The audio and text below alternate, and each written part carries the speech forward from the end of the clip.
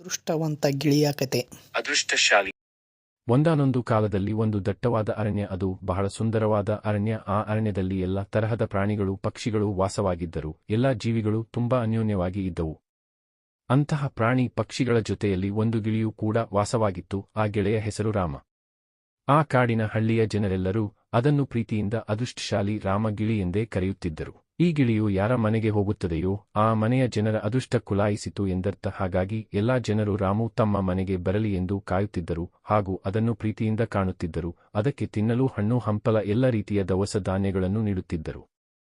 ಗೆಳೆಯ ಆಗಮನದಿಂದ ಜನರ ಸುಖ ಶಾಂತಿ ಹೆಚ್ಚಾಗುತ್ತಿತ್ತು. ಈ ಗಿಳಿಯು ತುಂಬಾ ಸುಮಧುರವಾಗಿ ಅರ್ಥಬದ್ಧವಾಗಿ ಹಾಡುಗಳನ್ನು ಹಾಡುತ್ತಿತ್ತು. ಹಳ್ಳಿಯಲ್ಲಿ ಒಬ್ಬ ಬಡ ರೈತ ವಾಸವಾಗಿದ್ದನು. ಅವನು ತುಂಬಾ ಕರ್ಮಕಾರಿಯಾಗಿದ್ದನು. ಅವನು ತುಂಬಾ ಕಷ್ಟಪಟ್ಟು ಕೆಲಸಗಳನ್ನು ಮಾಡುತ್ತಿದ್ದನು. ಆದರೂ ಸಹಿತ ಅವನು ಅವನ ದುಡಿಮೆಗೆ ತಕ್ಕಂತೆ ಪ್ರತಿಫಲವನ್ನು ಪಡೆಯುತ್ತಿರಲಿಲ್ಲ. ಅದರಿಂದ ಜನರ ಹತ್ತಿರ ತನ್ನ ಕಷ್ಟವನ್ನು ಹೋಗಿ ಹೇಳಿಕೊಳ್ಳುತ್ತಾನೆ. ಆಗ ಹಳ್ಳಿಯ ಜನ ಅವನಿಗೆ ಈ ರಾಮ ಎಂಬ ಗಿಳಿಯ ಬಗ್ಗೆ ತಿಳಿ ಹೇಳಿ, ಅದು ಅದೃಷ್ಟವಶಾಲಿಗಳು, ಅದರ ದರ್ಶನದಿಂದ ನಿನ್ನ ಹಣೆ ಬರಹ ಬದಲಾಗಬಹುದು ಎಂದು ಹೇಳಿದರು. ಹಳ್ಳಿಯ ಜನರ ಮಾತು ಕೇಳಿದ ಈ ರೈತ ಆ ಗಿಳಿಯನ್ನು ಭೇಟಿಯಾಗಲು ಅದನ್ನು ಹುಡುಕಲು ಶುರು ಮಾಡುತ್ತಾನೆ. ತುಂಬಾ ಕಾಲ ಹುಡುಕಿದರೂ ರಾಮಗಿಳಿ ಸಿಗುವುದಿಲ್ಲ. ನಂತರದಲ್ಲಿ ಒಂದು ದಟ್ಟ ಅರಣ್ಯದಲ್ಲಿ ಒಂದು ಮರದ ಕೊಂಬೆಯ ಮೇಲೆ ಈ ಗಿಳಿಯು ಕಂಡುಬರುತ್ತದೆ. ಗಿಳಿಯ ದರ್ಶನದಿಂದ ರೈತನ ಸಂತೋಷ ಇಮ್ಮಡಿಕೊಳ್ಳುತ್ತದೆ. ಅವನು ತನ್ನ ಕಷ್ಟವನ್ನೆಲ್ಲ ಆ ಗಿಳಿಗೆ ಹೇಳುತ್ತಾನೆ. ಅವಾಗ ಹೇಳುತ್ತದೆ, ಒಂದು ಅದೃಷ್ಟಶಾಲಿ ಎಲೆಯನ್ನು ರೈತನಿಗೆ ಕೊಟ್ಟು ನೀನು ಕೆಲಸವನ್ನು ಮಾಡುವಾಗ ಈ ಎಲೆಯನ್ನು ನಿನ್ನ ಜೇಬಿನಲ್ಲಿ ಇಟ್ಟುಕೋ, ನಿನ್ನ ಅದೃಷ್ಟ ಹಣೆ ಬರಹ ಎಲ್ಲವೂ ಬದಲಾಗುವುದು ಎಂದು ಹೇಳುತ್ತದೆ. ಅದರಂತೆ ಆ ರೈತ ಬಂದು ಆ ಕಿಸೆಯಲ್ಲಿ ಈ ಎಲೆಯನ್ನು ಇಟ್ಟುಕೊಂಡು ತನ್ನ ಹೊಲದಲ್ಲಿ ದುಡಿಮೆಯನ್ನು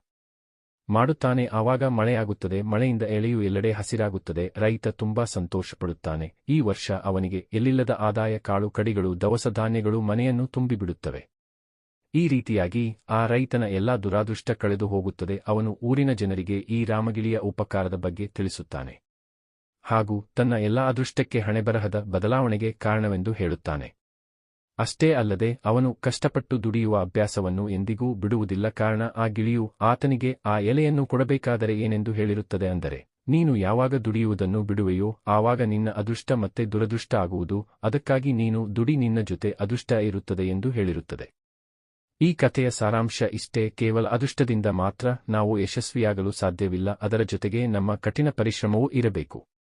ಇದೇ ತೆರನಾದ ಕನ್ನಡ ಕಾರ್ಟೂನ್ ವಿಡಿಯೋಗಳಿಗಾಗಿ ಹಾಗೂ ಚಿಕ್ಕ ಮಕ್ಕಳ ಕಥೆಗಳಿಗಾಗಿ ನಮ್ಮ ಯೂಟ್ಯೂಬ್ ಚಾನೆಲ್ ಅನ್ನು ಸಬ್ಸ್ಕ್ರೈಬ್ ಮಾಡಿರಿ ಹಾಗೂ ಪಕ್ಕದಲ್ಲಿರುವ ಬೆಲ್ ಐಕಾನ್ ಅನ್ನು ಕ್ಲಿಕ್ ಮಾಡಿರಿ. ನೋಟಿಫಿಕೇಶನ್ ಆನ್ ಮಾಡಿರಿ.